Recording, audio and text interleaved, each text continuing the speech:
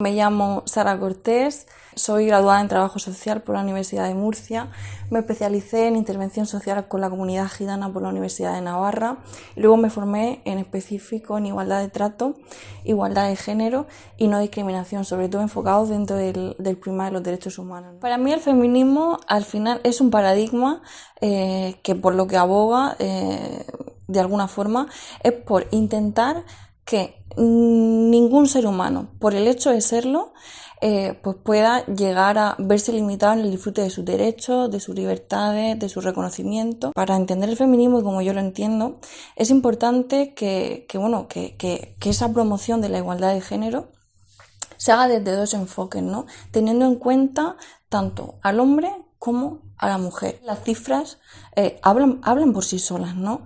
Es decir, el hecho de las realidades del techo de cristal, las problemáticas relacionadas con los temas de conciliación, la violencia de género, que las mujeres ocupemos menos espacios de poder y de responsabilidad. Eso afecta en mayor medida a las mujeres en nuestro país. Entonces, evidentemente, está claro que el feminismo de alguna forma también lo que tiene que poner encima de la mesa son esas dificultades o desigualdades, pero reales.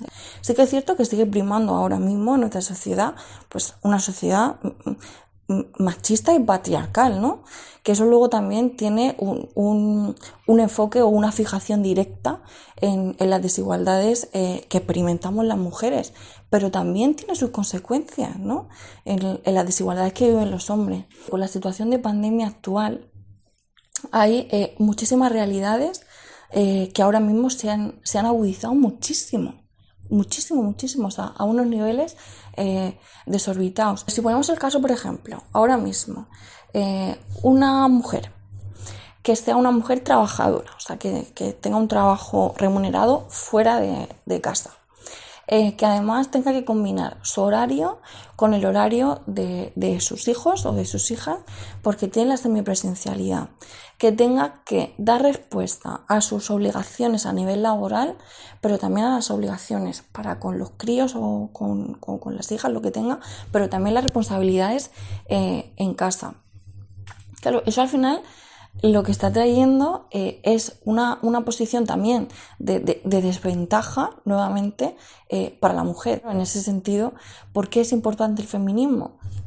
Pues ahora mismo yo diría que es importante y es urgente. ¿Por qué en específico es importante para el pueblo gitano? Porque el pueblo gitano y por ende las mujeres gitanas partimos de una situación de desventaja, como yo te decía antes, de un punto de partida que es completamente distinto al que pueda ostentar cualquier otra mujer que no sea gitana.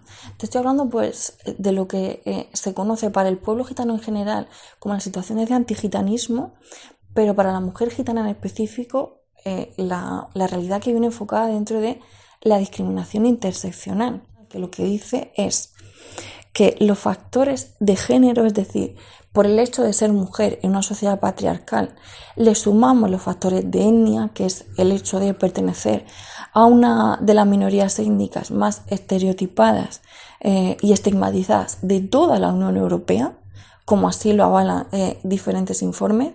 Claro, esto posiciona a la mujer gitana en una situación de desventaja totalmente distinta al punto de partida que pueda tener cualquier otra mujer que no sea gitana, ¿no? En ese sentido. Si luego eso lo extrapolas a la sociedad mayoritaria, que no termina de reconocer que una mujer gitana pues a lo mejor adquiera o que su vida sea atender su vivienda, salir al mercadillo, hacer no sé qué y hacer no sé cuántas. Si eso no lo reconoce, evidentemente el posicionamiento es distinto. A las mujeres gitanas lo que nos pasa es que tenemos un techo de cristal, pero tenemos un suelo pegajoso que no nos deja levantarnos. Entonces nos topamos con el suelo pegajoso que no nos deja y con un techo de cristal que de alguna forma nos limita y nos oprime. Es que es eso lo que nos pasa, que en eso luego interviene la familia, interviene la comunidad, interviene la sociedad mayoritaria, intervienen los medios de comunicación, interviene el tratamiento de las noticias, intervienen los centros educativos, intervienen pues millones de cosas que luego hacen que ese suelo pues no sea pegajoso, sino que sea un cemento en donde te pegas y ni a la de tres, vamos, que tu techo no es que esté aquí, es que está aquí, aquí, aquí, y que no lo puedes romper de ninguna forma.